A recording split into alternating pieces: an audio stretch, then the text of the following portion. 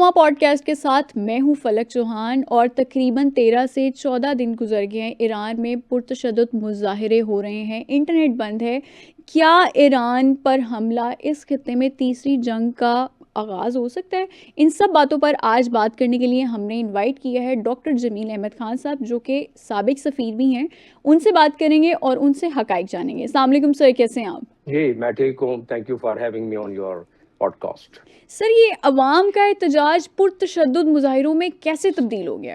جی، عوام کا کوئی پہلا احتجاج نہیں ہے، یہ 47 سالوں میں دراصل اپنی نوعیت کا ایک احتجاج ہے جو تشدد بھی ہے، اور اس کے علاوہ جس میں جمع کثیر بھی بہت زیادہ ہے عوام کا، اور جو کہ 31 پروونس ہیں ایران میں، 31 کے 31 پروونسز میں یہ پھیل گیا۔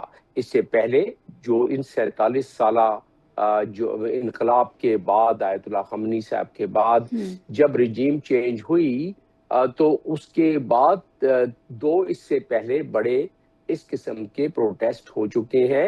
ایک 2019 میں، جس میں کہ گیسولین کی پرائس کو 300% بڑھایا گیا تھا، وہی سینکشنز وغیرہ کا جو مسئلہ ہے، اور اس پر لوگ باہر نکل آئے تھے، لیکن اس وقت کو تقریباً کوئی 26 سے 27 پروونسز میں آئے، وہ کنٹرول ہو گئے۔ ٹھیک ہے، کچھ لوگ جاں بحق ہوئے، اور کنٹرول اس وقت رجیم بھی بہت رuthless تھی، اور اس وقت رجیم نے کہہ دیا تھا، جو حکومت اور جو رجیم ہے اس نے کہہ دیا تھا کہ اگر کوئی شخص باہر آئے گا تو ٹیررسٹ کہلائے گا۔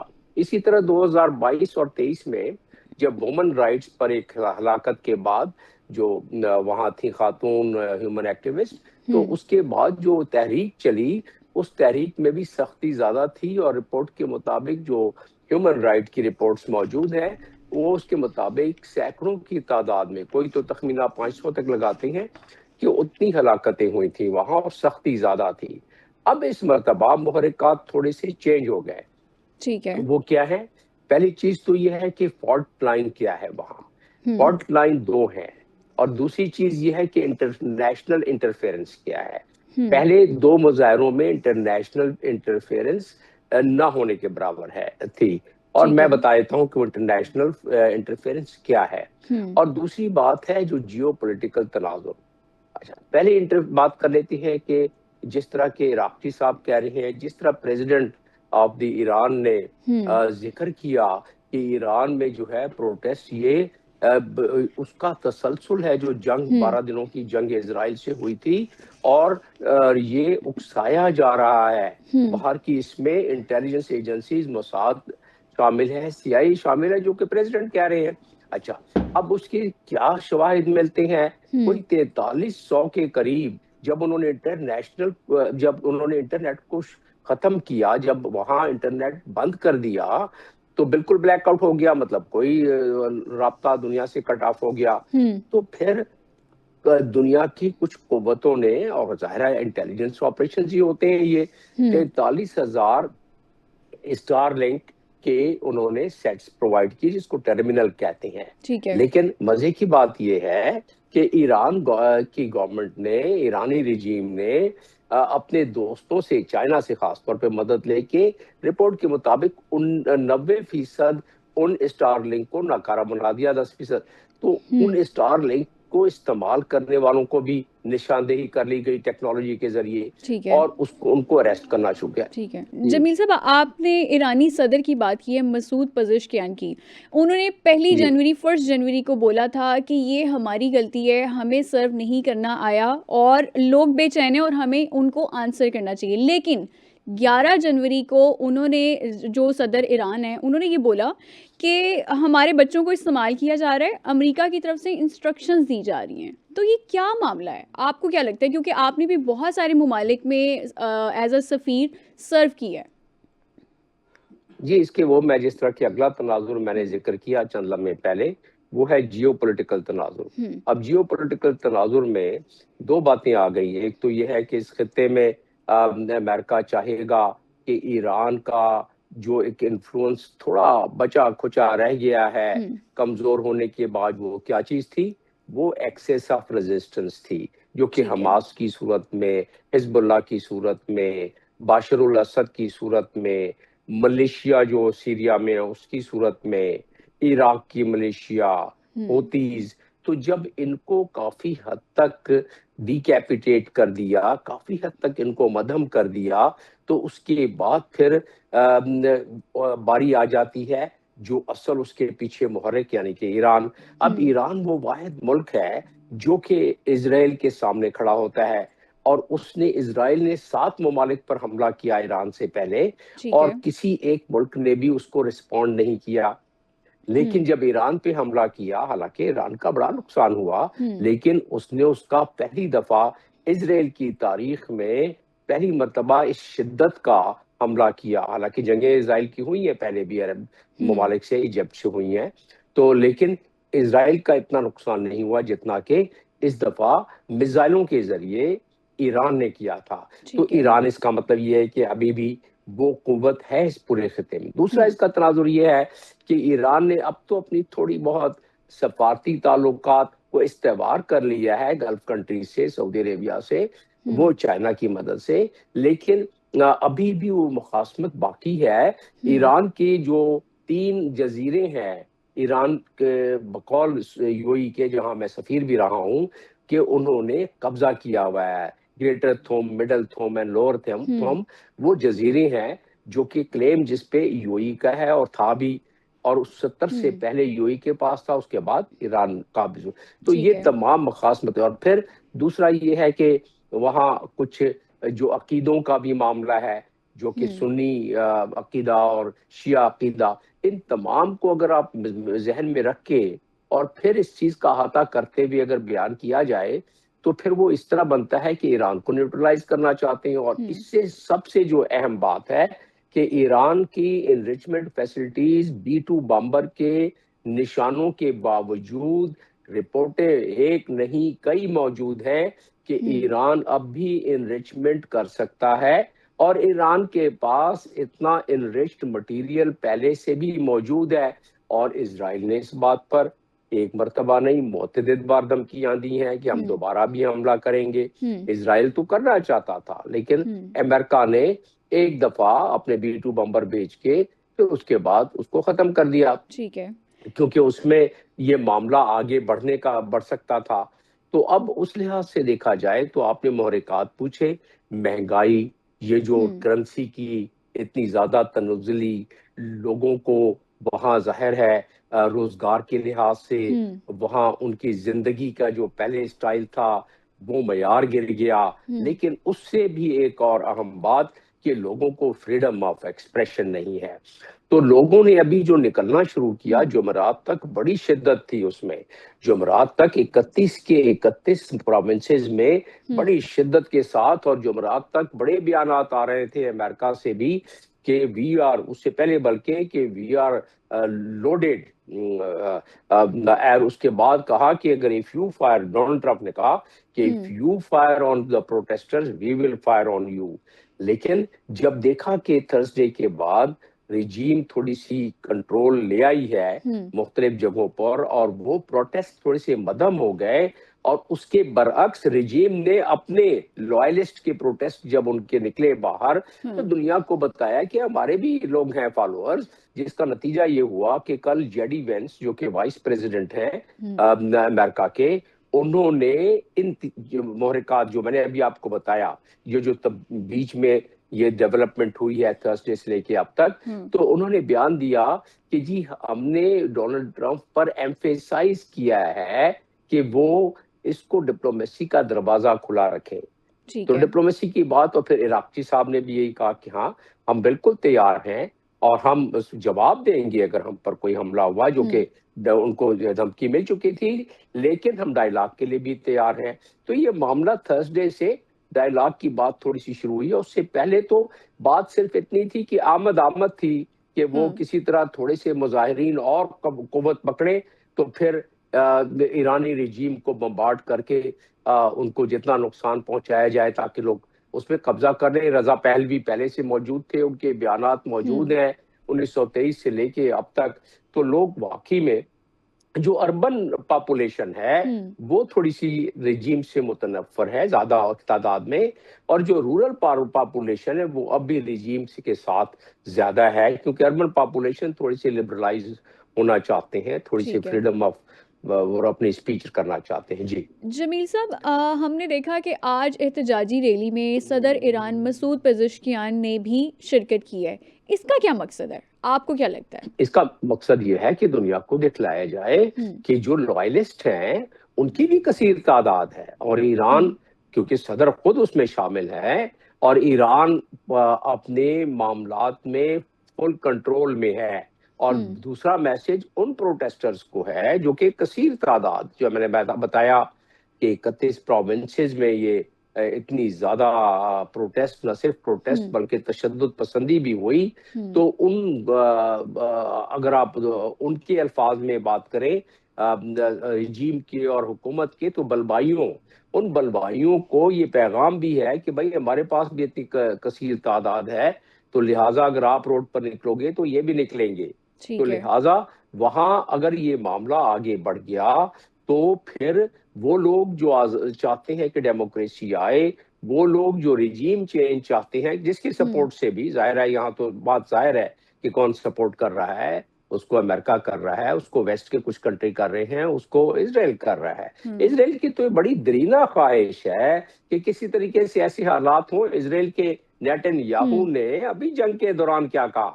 انہوں نے کہا کہ we stand with the people of Iran, ان کے ساتھ ہم سولیڈریٹی اپنا شو کرتے ہیں۔ نیتن یاہو نے کہا we express our full support to the people of, ان کو فریڈم جلدی ملے گی اس ٹائرنی سے۔ تو یہ تمام چیزیں ابھی تو ریکارڈ پر ہیں، اس کے بعد دوبارہ میسیج دیا اس سے ڈونلڈ ٹرمپ۔ لیکن اب جب یہ معاملہ آگے بڑھا، جس طرح کے صدر صاحب خود لیڈ کر رہے ہیں اور ان کے لائلسٹ جو ہے باہر نکل رہے ہیں، ٹھیک ہے، اس میں تھوڑی سی انسینٹیو بھی دی جاتی ہے، حکومت کی طرف سے دیا ہوگا، لیکن اس میں پھر سول وار کا خطرہ ہے۔ جو لوگ فریڈم آف ایکسپریشن چاہتے ہیں، جمہوریت چاہتے ہیں، رجیم چینج چاہتے ہیں، اپنی لائف کو امپروو کرنا چاہتے ہیں، مہنگائی سے نجات چاہتے ہیں، سینکشن کو ختم کروانا چاہتے ہیں، کیونکہ سینکشن در سینکشن پھر سینکشن کی وجہ سے لوگوں کی زندگیاں جیرن ہو گئی ہیں، تو جس کی وجہ سے کہیں ایسا نہ ہو کہ جو لوائلسٹ ہیں اور جو چاہتے ہیں کہ ڈیموکریسی کی طرف آ جائیں، یعنی کہ رورل پاپولیشن زیادہ اس میں ہے اور اربن پاپولیشن جو ہے وہ تبدیلی چاہتی ہے، تو کہیں سول وار نہ شروع ہو جائے۔ اور اگر سول وار شروع ہو گئی، چلے امریکہ بھی نہیں آتا، اسرائیل بھی کہیں اجتناب کرتا ہے اگر فی الحال کہ وہ دیکھے کہ بھائی ابھی کنٹرول میں ہے ایرانی گورنمنٹ، تو اگر سول وار ہو گئی تو مسئلہ تو وہی آ کے کھڑا ہو گیا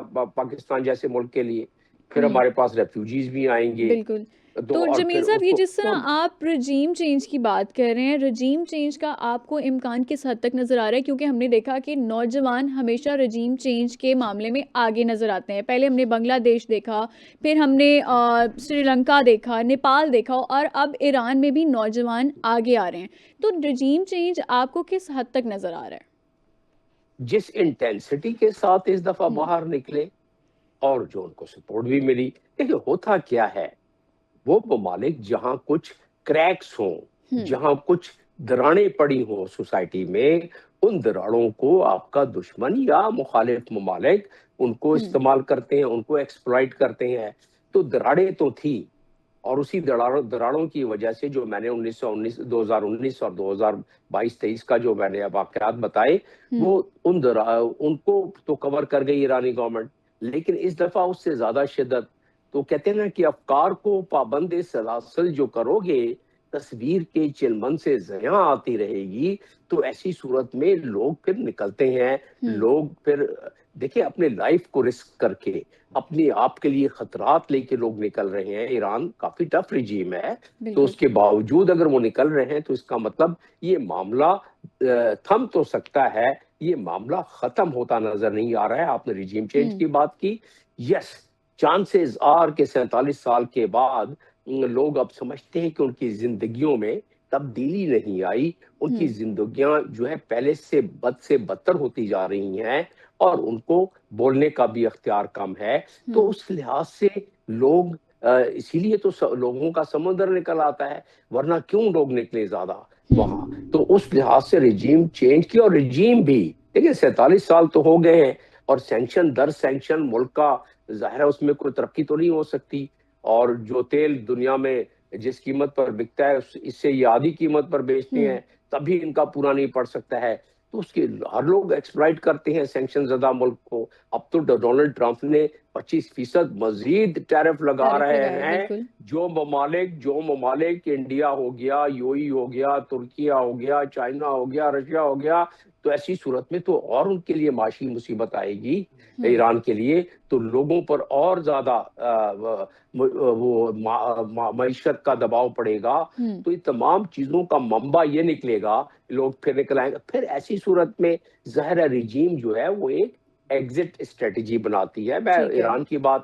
بھی ہو سکتی ہے، لیکن زیادہ تر ہوتا یہی ہے کہ ایگزٹ اسٹریٹجی بناتی ہے، کہ وہ ایگزٹ اسٹریٹجی اس طرح کریں کہ بڑے صحیح طریقے سے ملک کا بھی نقصان نہ ہو، ان کے لیے بھی پرابلمز نہ ہو، اور ایک ٹرانزیشن ہو جائے کہ ملک میں کوئی بہتری آئے، تو یہ چانسز ہوتے ہیں۔ لیکن اس وقت یہ کہنا قبل از وقت ہے، ریزیم چینج کی بالکل کوشش ہو رہی ہے، چاہے وہ اس میں جتنی مساد ہو، سی آئی ہو، لیکن مساد سی آئی کیا کرے گی جب تک کہ انہوں نے کوشش کی جنگ کے ٹھیک دوران ہے۔ کی، اس سے تو پہلے کی انہوں نے جمیل صاحب کامیاب نہیں آپ کو ہوئے۔ بالکل، جمیل صاحب قطع کلامی کی معذرت، لیکن آپ کو اس ٹائم کیا لگتا ہے کہ امریکہ اور اسرائیل حملہ کر سکتا ہے؟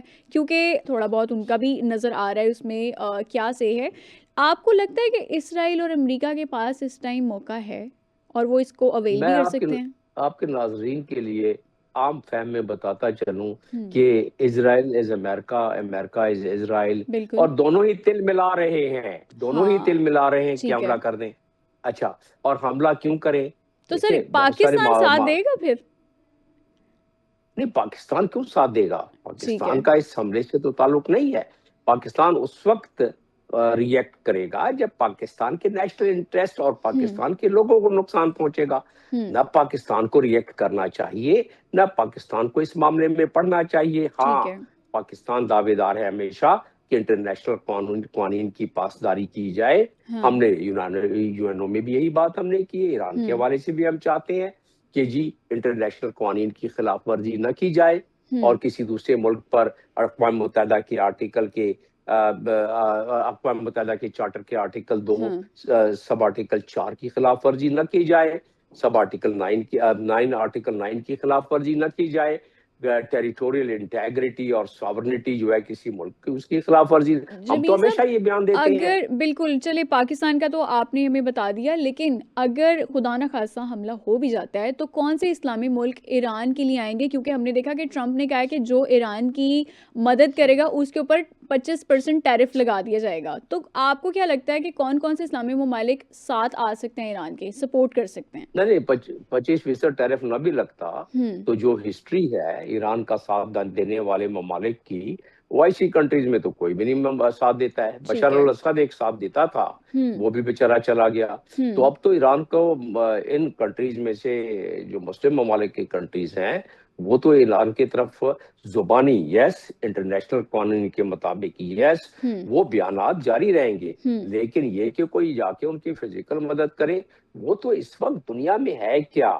اس وقت دنیا میں ممالک اپنی قوت بازو پر ہی بھروسہ کر سکتے ہیں۔ پاکستان کی مثال لے لیں، اگر ہم انڈیا کے ساتھ اس جنگ میں فوقیت حاصل نہ کرتے تو کیا ہماری یہ پذیرائی ہوتی؟ ہماری فارن پالیسی اور ہمارا امیج اور ہماری ڈپلومیٹک تشخص وہ کیا اس جگہ پر ہوتا؟ آج ہمارا ڈپلومیٹک تخصص جو ہے، ہماری قومی تشخص بڑا ہے، بلکہ وہ بامعروج پر ہے اگر مقابلہ کیا جائے مارکہ حق سے پہلے کا۔